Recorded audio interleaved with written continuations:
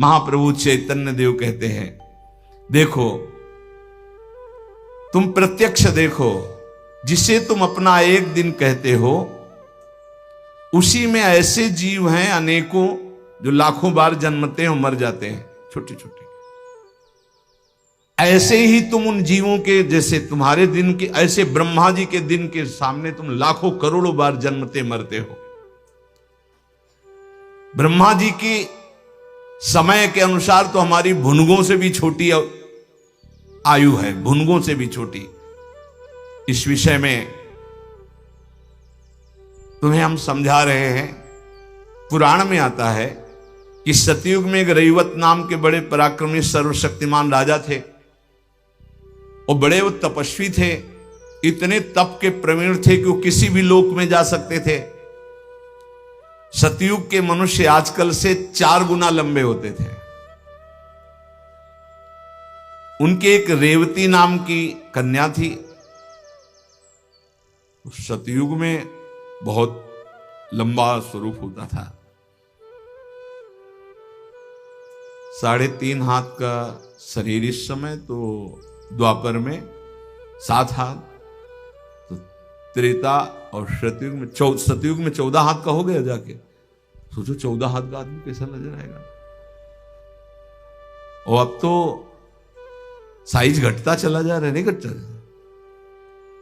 बस इतने में नहीं, धीरे धीरे आ नहीं रहे कि भाई ब्रह्मचारी हैं, व्यायाम करते, संयम से चल रहे, नहीं, नशा कर रहे हैं, नाना प्रकार के कुविचार हैं, तो उनकी जीवनी शक्ति का नाश हो रहा है। तो बस चश्मा है आंखों में, क्योंकि आंखों में समझ में नहीं आ रहा है कितने बड़े।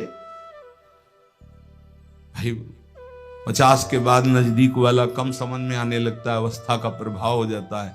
चलो भाई ठीक है, छोटे छोटे बच्चे हैं, उनमें ऐसे भयानक रोग, 500 शुगर, छोटे बच्चे में 500 शुगर, ये क्या कलिकाल का प्रचंड प्रभाव देखिए। 4 गुना लंबे कलयुग से होते थे।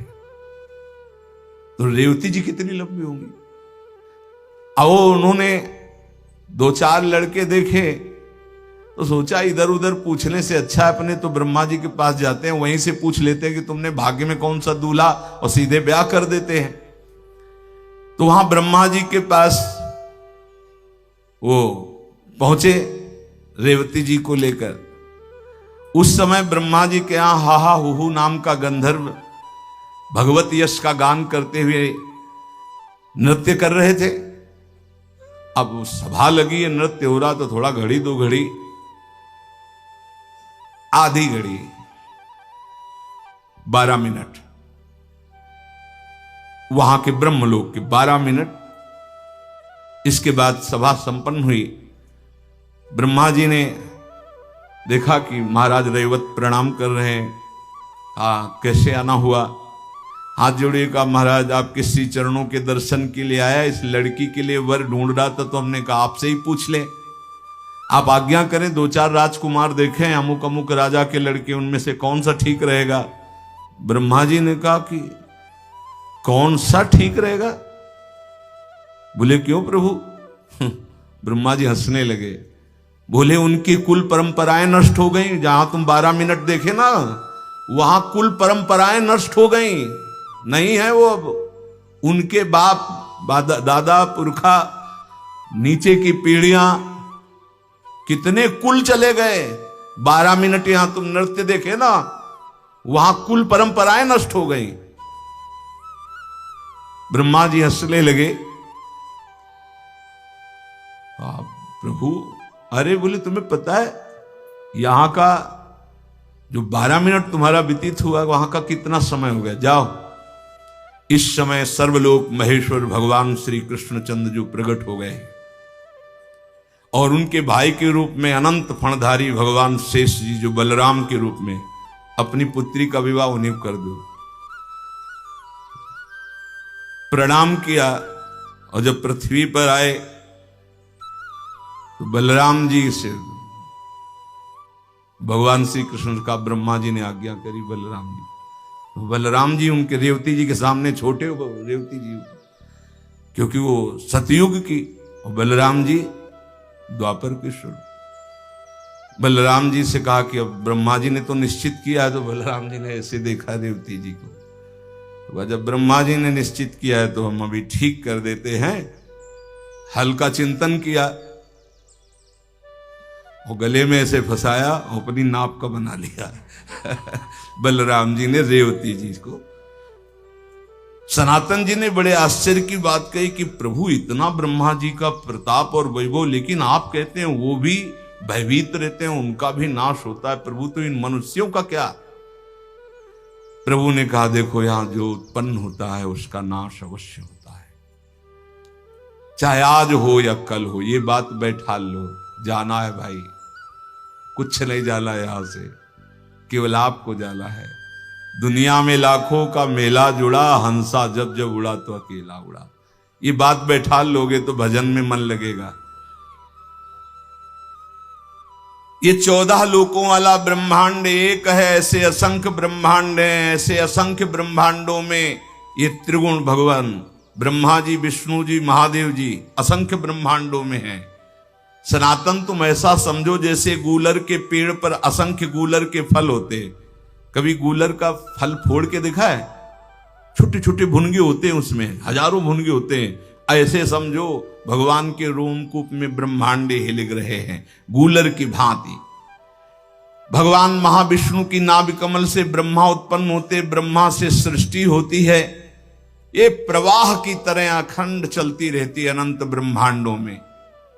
भगवान जैसे सांस लेते हैं और पलक झपकती है, इतना जो ब्रह्मा जी की 100 दिव्य वर्ष की आयु है ना, भगवान की ये निमेष है। इसीलिए भ्रकुटी विलास सृष्टि लय हुई। अब बताओ क्या अस्तित्व है अपने जीवन का अगर भगवान की प्राप्ति ना हुई। कुम्हार की चक्र की भांति ये जीव भटकता घूम रहा है, कभी स्त्री कभी पुरुष कभी पशु पक्षी, न जाने कितनी योनियां। सनातन इस जन्म में भगवत प्राप्ति कर लेनी चाहिए, मानव देह को व्यर्थ नहीं गवाना चाहिए। सनातन जी ने कहा प्रभु इस संसार चक्र से छूटने का उपाय क्या है? प्रभु ने कहा एकमात्र इस संसार चक्र से मुक्त कर सकते हैं तो भगवान श्री कृष्ण कर सकते हैं। चैतन्य महाप्रभु ने कहा इस सृष्टि का कुछ ऐसा निर्माण हुआ है कि ऐसी आकर्षण वृत्ति है कि इससे मुक्त हो पाना कठिन। सब जानते हैं, जो सत्संग सुनते हैं, शास्त्र स्वाध्याय करते हैं, मरना है जाना है कुछ नहीं लेना है, फिर भी आप देखो हृदय की स्थिति कहां है। ये बड़ा आकर्षणकारी, यही इसी का नाम माया है। जो परम रास विलास परायण रासेश्वर प्रभु श्री कृष्ण हैं, यदि इनका आश्रय ले लिया जाए तो बड़े कृपालु है। अहम त्वाम सर्व पापेभ्यो मोक्षयिष्यामि मा शुचा। वृंदावन बिहारी के चरणारविंद का आश्रय लेने से संसार चक्र से मुक्ति मिल जाती है। भगवान ने स्वयं कहा है मामे वे प्रपद्यन्ते माया में ताम तरन्ति ते। सनातन ने कहा प्रभु ये तो आपने बता दिया कि वृंदावन बिहारी की शरण लेनी चाहिए, तो प्रभु मैं उपाय जानना चाहता हूं। प्रभु ने कहा सनातन तपस्या से, जप से, योग से, यज्ञ से, पाठ से, पूजा से श्री कृष्ण उतना प्रसन्न नहीं होते जितना अनन्यता से होते हैं। ये सब ध्यान रखो।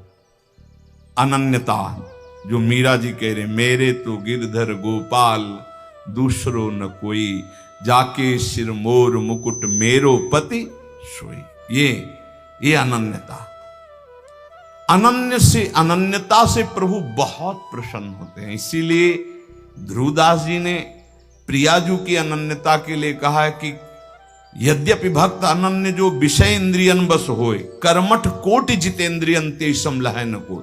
जो प्रियाजू का अनन्य हो गया, यद्यपि वो जितेंद्री नहीं है, पर वो करोड़ों जितेंद्रिय, करोड़ों कर्मकांडी से भी बढ़कर है, क्योंकि उसने प्रियाजू की अनन्यता ले ली। हमारे माई श्यामाजू को राज अंदर से यही अनन्यता उसको निर्विकार करके प्रेम भक्ति में डुबो देगी। प्रेम भक्ति के बिना संसार का आकर्षण नष्ट नहीं होता। श्री कृष्ण जब कृपा करते हैं तो किसी को सखा बना लेते हैं, किसी को अपनी प्यारी गोपी बना लेते हैं, अपनी नित्य लीला में सम्मिलित कर देते हैं, किसी को सखी बना लेते हैं। पुरुषार्थ से कोई भगवान की लीला में प्रवेश नहीं कर सकता, अभिमान से कोई भगवान को प्राप्त नहीं कर सकता। जो अनन्य हो गया वो दीन हो गया, जो निराश्रित हो गया वो आश्रित हो गया। यहां निराश्रित का है, रुपये का आश्रय, शरीर का आश्रय, संबंधियों का आश्रय, बुद्धि का आश्रय, भगवत आश्रय कहां है? भगवत आश्रय अंदर से हो जाए तो ये सब साधन है, साध्य भगवान है। जिसको अंदर से है कि मैं अपने पुरुषार्थ से भगवान को नहीं प्राप्त कर सकता, भगवान की कृपा से प्राप्त कर सकता, और रात दिन भजन करता है पर पुरुषार्थ का अभिमान नहीं, वो भगवत प्राप्ति कर लेता है। बड़ा गूढ़ विषय है। एकमात्र भगवान के आश्रय में रहकर रात दिन भजन करता है पर उसे अभिमान नहीं कि मैं भजन के द्वारा भगवान को प्राप्त कर लूंगा। उसको अंदर विश्वास है कि भगवान की कृपा से हमें भगवत प्राप्ति होगी, और खूब रात दिन भजन करता है, खूब लीला गायन, लीला चिंतन करता है। सनातन ने कहा प्रभु ये तो समझ में आ गया कि भगवान की शरणागति से माया चक्र से मुक्त हुआ जा सकता है, भगवान की शरणागति में अनन्यता प्रधान है, ये समझ में आ गया। प्रभु ये अनन्यता कैसे होती है, प्रेम भक्ति का अंकुर कैसे उत्पन्न होता है? तो प्रभु ने कहा सनातन ये अनन्यता प्राप्त करने का एकमात्र उपाय है भगवत प्रेमी महात्मा का आश्रय। जैसे परमहंस शिरोमणि जड़ भरत जी ने राजा रहुगण से कहा, जब रहुगण को उपदेश किया तो उन्होंने कहा ये भागवत धर्म, ये ब्रह्मबोध कैसे प्राप्त होगा, उपाय क्या है? तो कहा रहुगणै तत्तपसा नयाति न चेद्यया निरूपणात् गृहाद्वा न छंदसा नैव जलाग्निसूर्यैर् विना महत्पाद रजोभिषेकम। जड़ भरत जी ने कहा रहुगण ये जो हम तुम्हें उपदेश कर रहे हैं ये तपस्या से नहीं प्राप्त होता, यज्ञ करने से नहीं, दान करने से नहीं, घर द्वार छोड़ने से नहीं, वेदों के पाठ से नहीं, जल अग्नि या सूर्य के सेवन से नहीं।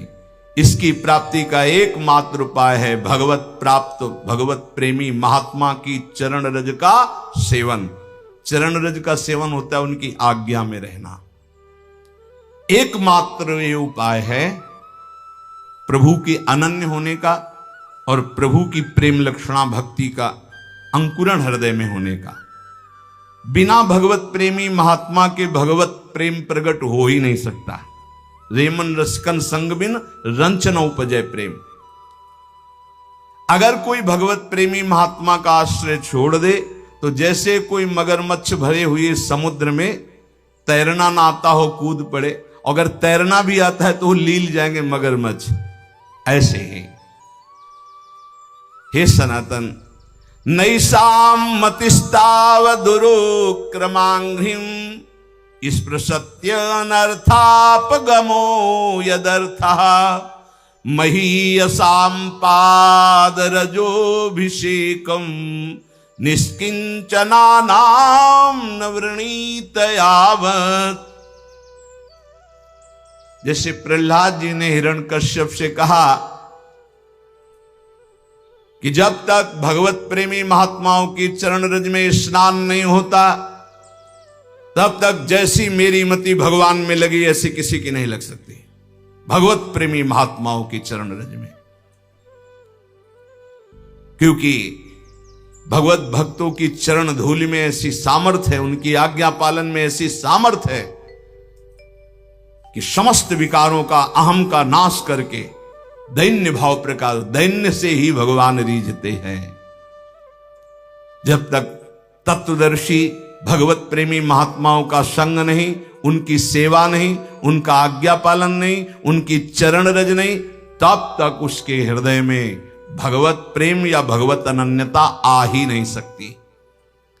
इसीलिए भगवान ने अर्जुन जी को, देखो सामने विराजमान है जगत गुरु श्री कृष्णचंद्र, फिर भी क्या कह रहे कि यदि तुमको तत्वबोध ये प्राप्त करना है तो तद्विद्धि प्रणिपातेन परिप्रश्नेन सेवया उपदेक्ष्यन्ति ते ज्ञानम ज्ञानेनस्तत्वदर्शिनः। अर्जुन, तुम तत्वज्ञानी महात्माओं के पास जाओ, साष्टांग प्रणाम करो और कपट न रखते हुए दैन्य भाव से उनसे प्रश्न करो, विनीत भाव से, तब वो तुम्हें महात्मागण उनका उपदेश करेंगे। तद्विद्धि प्रणिपातेन प्रश्नेन सेवा, साष्टांग दंडवत दैन्य होकर प्रश्न और उसका मनन, जैसे उत्तर हुआ उसका मनन किया तो फिर भगवान इसका कैसे हो सकता है, ऐसे प्रश्न होता है। भाई देखो, हम बता रहे कि ज्ञानी और अज्ञानी, महात्मा, दुरात्मा, ये केवल शब्दों का एक श्री कृष्ण सारे जगत में छाए हुए है। ये तुम जान लो तो तुम ज्ञानी हो जाओगे, और जब तुम ज्ञानी हो जाओगे तो कोई अज्ञानी दिखेगा नहीं, और जब तक तुम अज्ञानी रहोगे तब तक कोई ज्ञानी दिखेगा ही नहीं। पापी को सब पापी नजर आते हैं, राम भक्त को सब राम नजर आते हैं, श्याम भक्त को सब श्याम नजर आते हैं, काम भक्त को सब कामी नजर आते हैं, ज्ञानी को सब ज्ञानी नजर आते हैं, अज्ञानी को सब अज्ञानी। दृष्टि जैसी वैसी सृष्टि, जाकी रही भावना जैसी, प्रभु मूर्ति देखी तिन तैसी। जो तत्वदर्शी महात्मा है उनके सामने जाकर प्रणिपातेन च प्रश्नया। एक बार महाराज विदेहराज जनक जी ने जब 9 योगेश्वरों से प्रश्न किया कर्म के विषय में, बोले यही प्रश्न हमने सनकादि से किया था, पर वो मौन रहे, उत्तर क्यों नहीं दिया? तो उनका इसलिए नहीं दिया कि आप उस समय अनाधिकारी थे। उस समय आप अनाधिकारी थे इसलिए वो मौन थे। मौन का मतलब अज्ञान नहीं है कि वो उत्तर देने की सामर्थ्य नहीं, आप अधिकारी नहीं इसलिए चुप है। तो हे सनातन, संतों के पास जाकर के दैन्य भाव से उन्हें सबसे बड़ा देवता मानते हुए कि साक्षात प्रभु है, फिर उनके चरणों में बैठकर दैन्यता से प्रश्न करे, तब जो वो बोलते हैं उसका मनन करे, तो उसके हृदय में भगवान की अनन्यता आ जाएगी, प्रेम का मार्ग खुल जाएगा। बहुत बातों में क्या तुम्हें सार बात बताता हूं कि प्राणी मात्र का परम पुरुषार्थ है भगवत प्रेमी महात्मा के संग से श्री कृष्ण के नाम रूप लीला धाम में रंग जाना। परम आराध्य प्रभु वृंदावन चंद्र ये पुरुषार्थ को नहीं देखते हैं, ये अपने आश्रय और अनन्यता को देखते हैं। ये बड़ी तसल्ली वाली बात है। ये पुरुषार्थ नहीं देखते तुम कितने बड़े तपस्वी हो, कितने, ये मेरा है बस। अवगुण करे समुद्र सम प्रियाजू का स्वभाव, गणत ना अपनो जा, ये मेरा है। अनन्य भाव जो संसार के संबंधों से आंतरिक मुख मोड़कर पतित पावन प्रभु की आराधना करता है, वो इस संसार समुद्र से मुक्त हो जाता है। सर्व शास्त्रों को मथ करके ये तुम्हें सार बात बता रहे हैं। क्या? आराध्यो भगवान ब्रजेस्तनयस्तद्धाम वृंदावनम रम्या काजिद उपासना ब्रजवधूर वर्गेण या कल्पिता। श्रीमद् भागवतम प्रमाणम अमलम प्रेमा पुमार्थो महान श्री चैतन्य महाप्रभुर मतमिदम तत्राग्रहो ना परा। महाप्रभु चैतन्य देव कहते हैं समस्त शास्त्रों का, समस्त संतों का सार मत हम तुम्हें बता रहे हैं। वृंदावन का आश्रय, वृंदावन बिहारी का आश्रय, निरंतर उनका नाम जप, ये भगवत प्रेमी महात्माओं के संग से होता है। महात्माओं का संग और भगवत आराधना ये निश्चित भगवत प्राप्ति करा देती है। सनातन जी ने महाप्रभु के चरणों में मस्तक रखा। महाप्रभु ने हाथ फिराते हुए कहा, कुछ समय तक हमारे पास रहो और इसके बाद जहां भक्ति मूर्तिमान होकर नृत्य करती वृंदावन चले जाओ और आजीवन वहां वास करो। भिक्षावृत्ति से ब्रजवासियों की टूक पाओ और वृंदावन। तो 2 महीने महाप्रभु के पास काशी में रहे। इसके बाद वृंदावन आकर के जो ब्रज में अद्भुत भजन किया रूप जी ने, सनातन जी ने, तो प्रसिद्ध है भक्तमाल में पावन चरित्र उनका। पूज्य श्री रघुनाथ दास जी गोस्वामी जी, ये इनकी बाल्यावस्था थी। कितना स्वच्छ हृदय होता है भगवत प्रेमी महात्मा का, बाल्यावस्था में भी। ये बाल्यावस्था में ही नाम प्रेमी थे। बाल्यावस्था, बहुत बड़े घराने के थे श्री पूज्य रघुनाथ दास गोस्वामी जी। काम क्रोध लोभ तो इनको छू ही नहीं गया था। वैसे पहले देखा हमने गांव में कि 15-16 वर्ष तक तो बच्चे एकदम निर्विकार निर्मल। ये मोबाइल भगवान जब से पधारे हैं सबके कर कमल में, तब से बड़ी बुरी दशा होती चली जा रही नवीन बच्चों की। वो जो मन आवे सो देखते हैं, जो देखते हैं वही मनन करते हैं, वही आचरण में उतारते हैं। इसीलिए बहुत बुरी तरह जो हमारे जीवन की उन्नति की नींव है वो नष्ट होती चली जा रही नए बच्चों में। 12, 13, 14 वर्ष की अवस्था के बच्चों को सांसारिकता का संपूर्ण ज्ञान, ये है आज के बौद्धिक स्तर की भूमिका।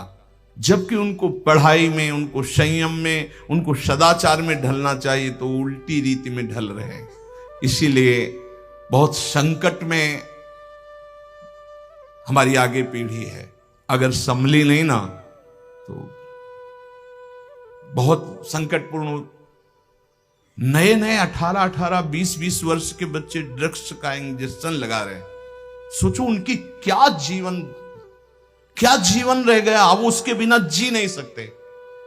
और ना वो माता पिता से बताते हैं ना कोई, और वो इतनी बुरी स्थिति को प्राप्त, अब उनको चाहिए, उसके लिए वो कुछ भी करने को तैयार है।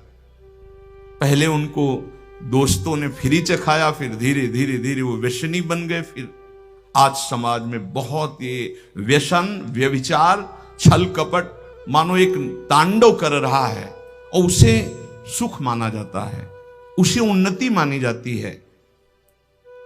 पर निर्मलता उन्नति है, निष्कामता उन्नति है, ये लोग नहीं समझ पा रहे। श्री रघुनाथ दास गोस्वामी जी का हृदय बचपन से ही बहुत ही शांत स्वभाव का। उनके घर में भी ठाकुर जी विराजमान थे, जैसे पूजा गृह होते, तो बचपन में ही ठाकुर जी के सामने बैठ जाते और मानो भगवान से बात करते, परम पावन प्रभु से बात करते, प्रभु के चरण स्पर्श करते जो छवि, और उनका नाम कीर्तन करते। ये होता है पूर्व का कोई ऐसा भजन होता है जो बचपन में अपना रंग दिखाता है, जो भगवान कहते हैं जैसे मेरा भक्त है नामे भक्ता प्रणश्यति, एक जन्म में भगवत प्राप्ति वाली बात नहीं बन पाई तो फिर अगला जन्म महाभागवत का देते हैं। वो ऐसा जन्म देते हैं बचपन से भगवान का भजन, भगवान का मार्ग का अनुसरण, ये महाभागवत है श्री पूज्य रघुनाथ दास गोस्वामी जी। अभी तक इनके हृदय में किसी भी बात का आकर्षण नहीं था। जिसके हृदय में किसी बात का आकर्षण नहीं होता, उनको आकर्षण करने के लिए माया नहीं, भगवान के प्रेमी महात्मा जन पधारते हैं। ऐसा ही होता है। इनके पिता हिरण्य मजूमदार और उनके भाई गोवर्धन मजूमदार ये राजा महाराजा की तरह थे, ऐसा वैभव इनका था। बड़े जमींदार थे और बहुत ही बादशाह की तरफ से इनको सुविधाएं मिली हुई थी, स्वयं राजा महाराजा की तरह थे। अगर गंगा जी भी आचमन करने जाना है रघुनाथ दास गोस्वामी जी को तो 4 बेतधारी और पालकी पे बैठकर, बालक हैं 4 बेतधारी इधर उधर चल रहे, पालकी से उतरे, गंगा जी का आचमन किया, पालकी में बैठे घर आए। ऐसा 20 लाख रुपए उस समय आमदनी थी, 20 लाख रुपए की। 12 लाख रुपए बादशाह देता था। क्योंकि मजूमदार थे। लाखों रुपए की जिसकी आमदनी उस समय, उसके क्या ठाट बाट होंगे। आज के करोड़ रुपए और उस समय के 20 लाख रुपए शायद, या और करोड़ से भी ऊपर हो सकते। इतने धनी होने पर उनके दोनों जो पिता थे, मतलब पिता और पिता के भाई, बड़े ही धर्मात्मा प्रकृति के थे। महाप्रभु चैतन्य देव जी तो जान रहे ना कि मेरा एक निज पार्षद कहां पल रहा है।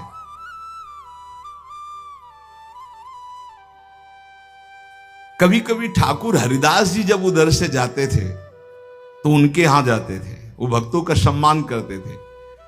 हरिदास जी की नाम निष्ठा देखकर रघुनाथ दास जी के नाम में प्रीति हुई थी, तो बचपन से ही कृष्ण कृष्ण कृष्ण।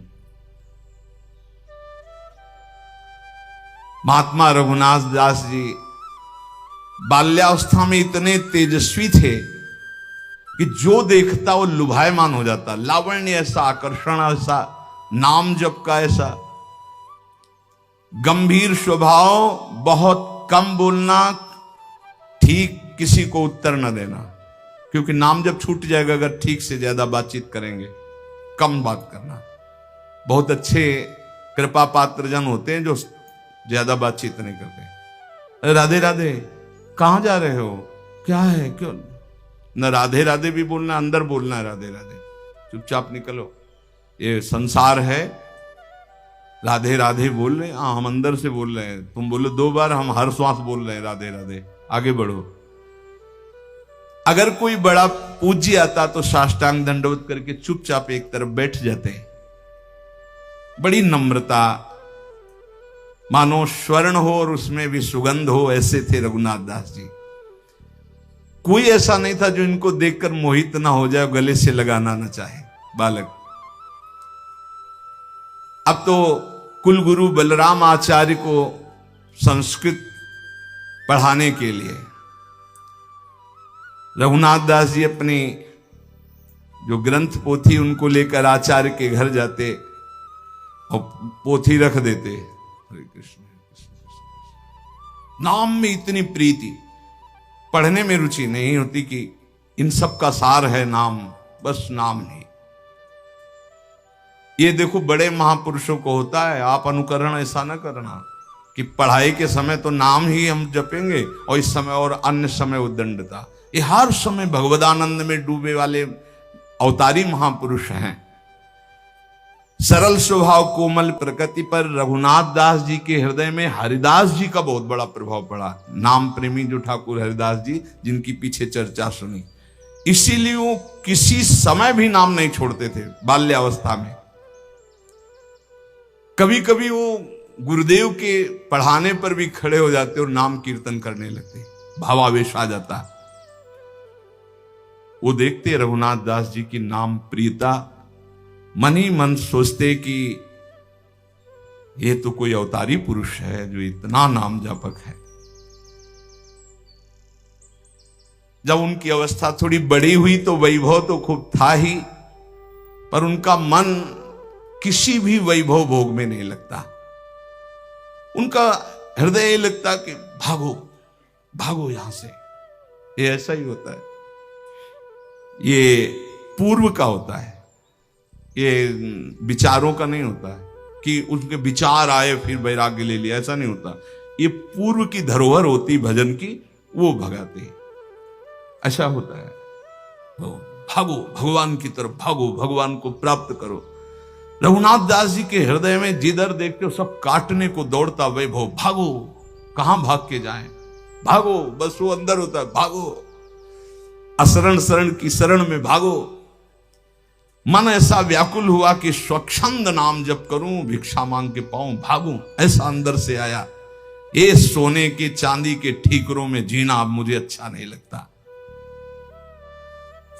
प्राणों की बाजी लगाकर अब इस बार मुझे इस जेल से मुक्त होना है। ये जो धन वैभव की जेल है, उनका मन तड़पने लगा कि थोड़ा तो किसी महात्मा का संग मिल जाए। मेरा बल पक्का हो जाए।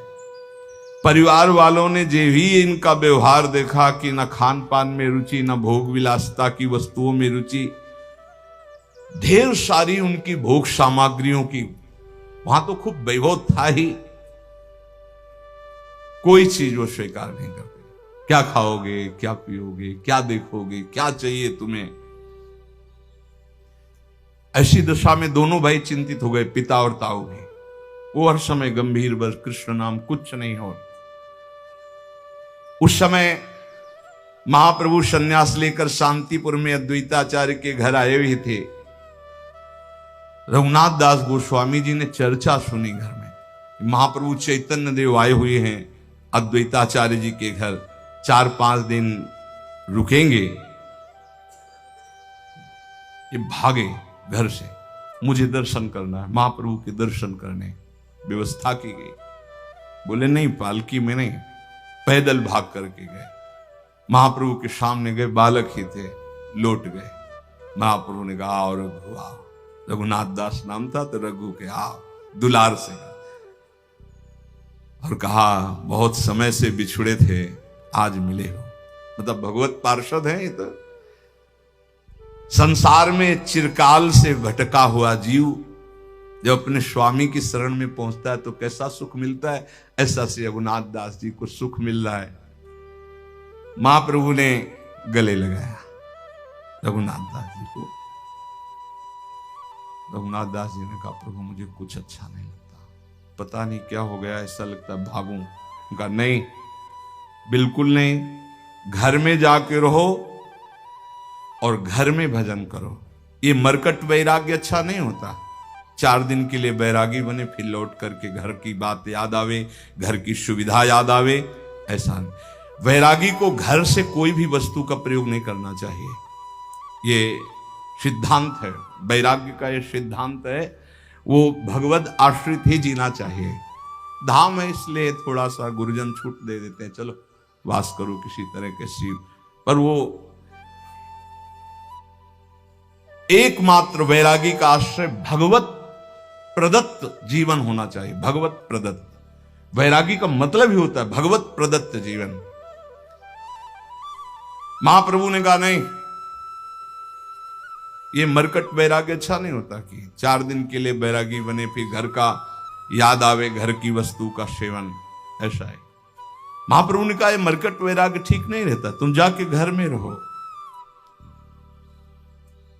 रोते हुए वापस चले आए। जब महाप्रभु ने स्वीकार नहीं किया, पिता को बड़ी चिंता हुई।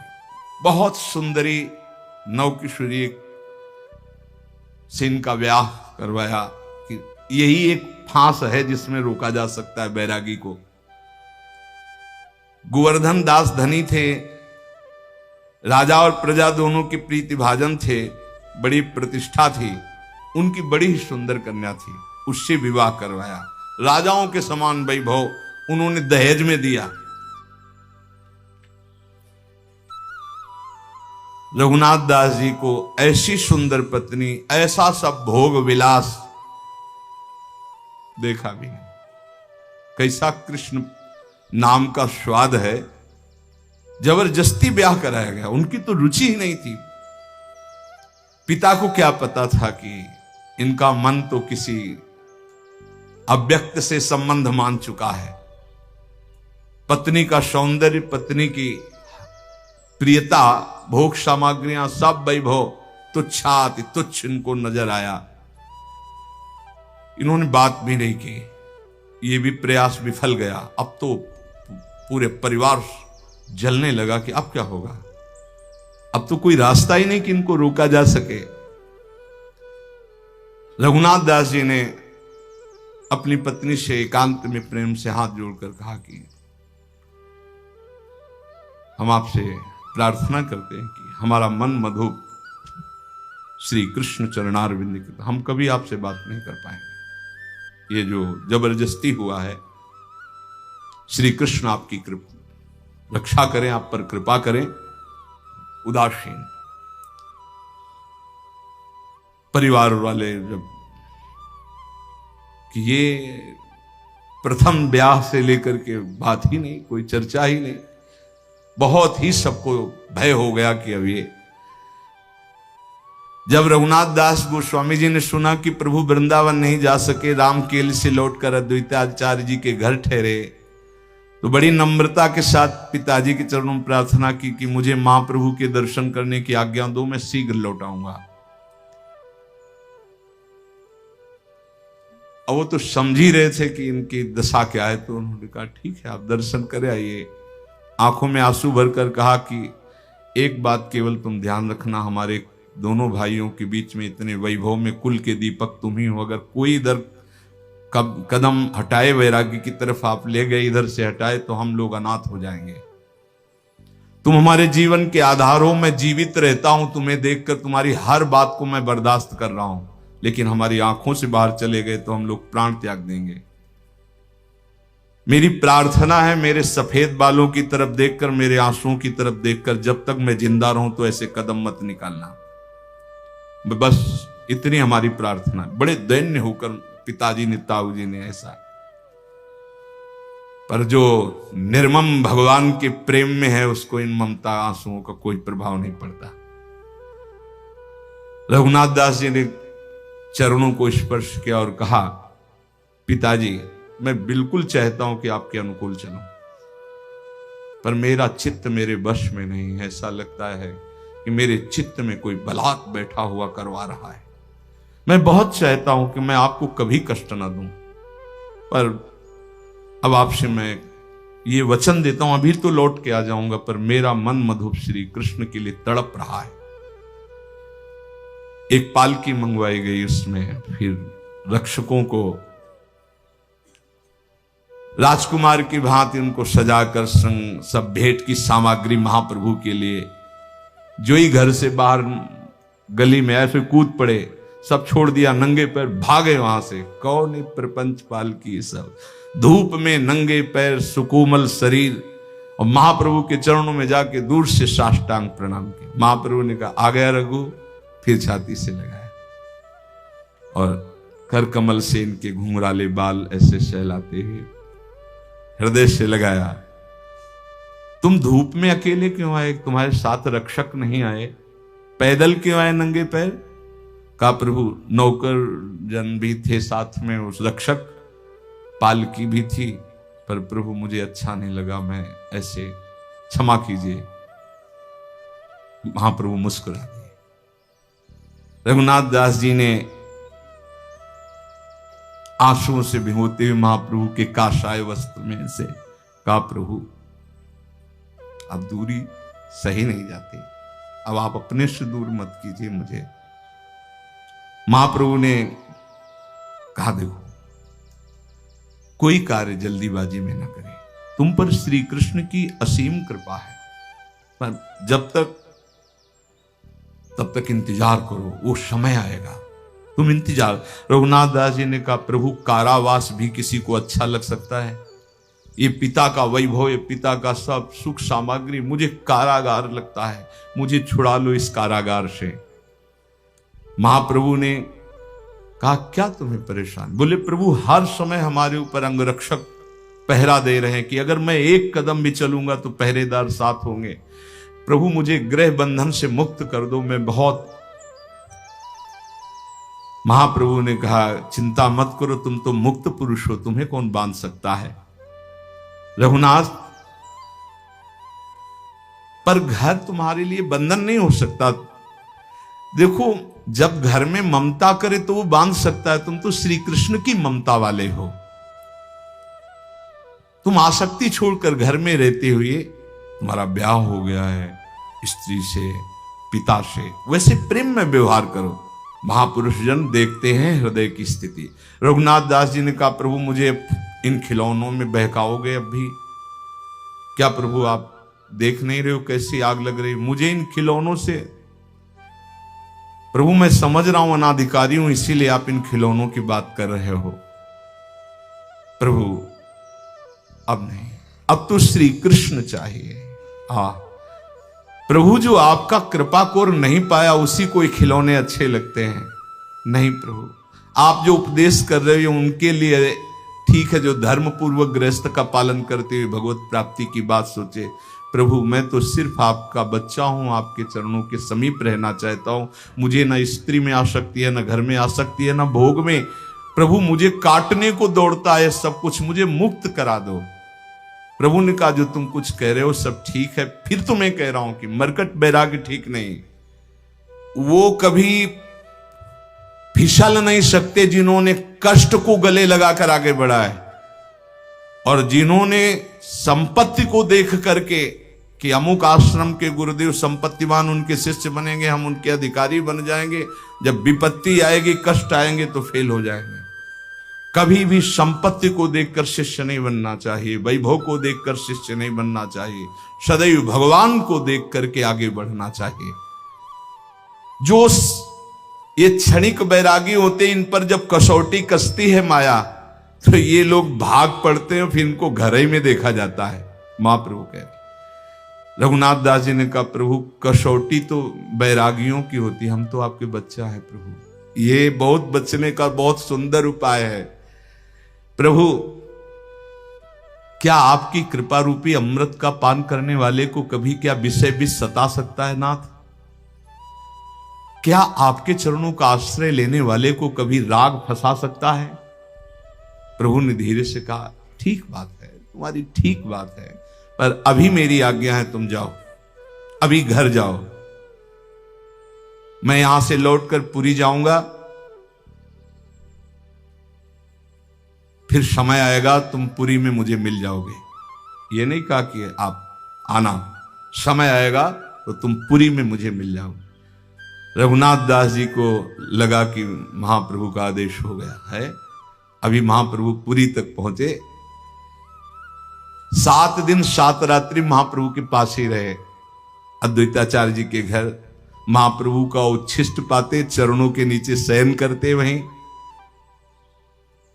श्रीमन माधवेंद्रपुरी की पुण्यतिथि समीप ही थी। अद्वैताचार्य की प्रार्थना करने पर शांतिपुर में महाप्रभु और टिके। कई दिन तक आनंद मिलता रहा रघुनाथ दास गोस्वामी को महाप्रभु की उच्छिष्टामृत का। महाप्रभु फिर वहां से जब चले तो रघुनाथ दास गोस्वामी जी रोते हुए घर आए। मजूमदार जी ने समझ लिया कि अब ये हमारे हाथ से गए, अब ये हमारे वश में नहीं। कड़ा पहरा लगा दिया कि अब तो प्यार की जरूरत नहीं, शासन की जरूरत है। 1 मिनट के लिए भी दसियों छड़ीदार साथ, शयन, लघुशंका, शौच, कहीं भी बाहर, स्कूल जाना बंद, विद्यालय संस्कृत के जाना बंद। पालकी में बैठाल करके आचार्य को घर बुलाते, पैसा था यहीं पढ़ो, पूरी व्यवस्था। रघुनाथ दास जी जब इतने बंधन में कुछ दिन रह रहे थे तो किसी वैष्णव के मुख से सुना कि महाप्रभु वृंदावन से होकर जगन्नाथपुरी में आ गए हैं। बस उनके हृदय में छा गया। महाप्रभु ने कहा था जब मैं पुरी आ जाऊं तो पुरी में समय आएगा तब तुम मिलोगे, भागो यहां से भागो, ऐसा उनके हृदय में आया था।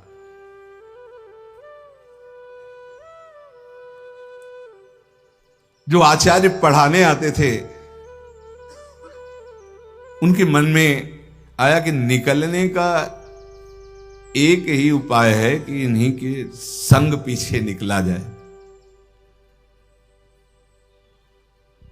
पीछे पीछे आचार्य के चलने लगे। उन्होंने कहा कि बस बस सम्मान के लिए इतना ही काफी है, तुम अंदर जाओ, क्योंकि तुम्हारे पिता ने इतनी सुरक्षा कर रखी है।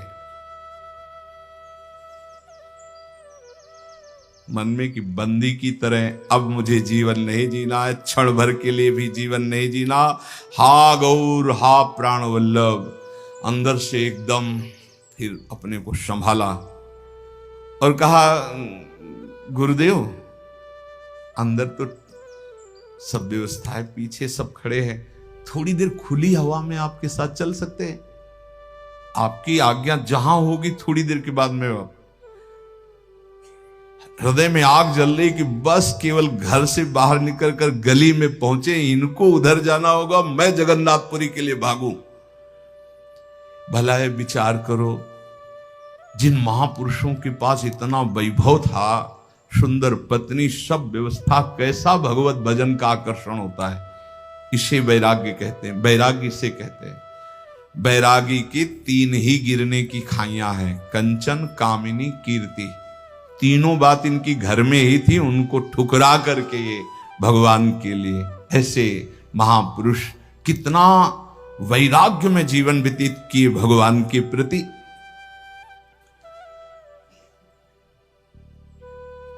रघुनाथ जी जैसे कोई बावरा हो गया हो,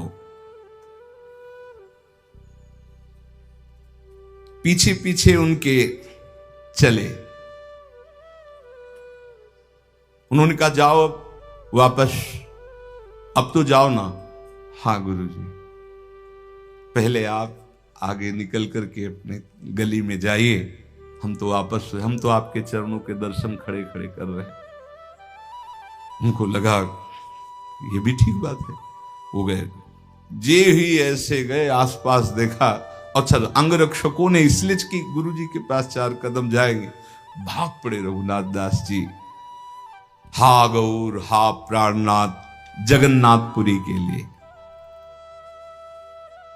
जिसको भगवान में अनुराग हो जाता है, उसको कोई संकट, कोई विपत्ति, नई अवस्था, नंगे पैर, ना कुछ खाना, ना पीना, ना कोई साथी, और जगन्नाथपुरी नजदीक थोड़ी है। कई दिन रात भागते ही रहे, क्योंकि पता था कि राज कर्मचारी पकड़ लेंगे। देखो, जिस सुख के लिए बैरागी फिसल सकता है, उन सुखों को कैसे छोड़कर भगवान के मार्ग का अनुरागी भागता है। कहीं मेरे पिता की का राज कर्मचारी मुझे पुनः पकड़कर घर ना ले जाए, इसलिए रात दिन भाग रहे जंगल के रास्ते से। जैसे परशुराम जी की बेटी करमेती बाई, जब वो वृंदावन के लिए भागी, जब देखा कि गवन के लेने वाले आ गए, तो उनका ये जीवन तो श्री कृष्ण को है, दूसरा कैसे इसे स्पर्श कर सकता है। रात में भागी, स्त्री शरीर, सोचो मतलब कितना प्रबल बल होता है भगवान का। अब सुबह हुआ, मां ने देखा कि अरे रिश्तेदार तो बैठे हैं जो बेटी को लेने आए हैं, और बेटी ही गायब हो गई।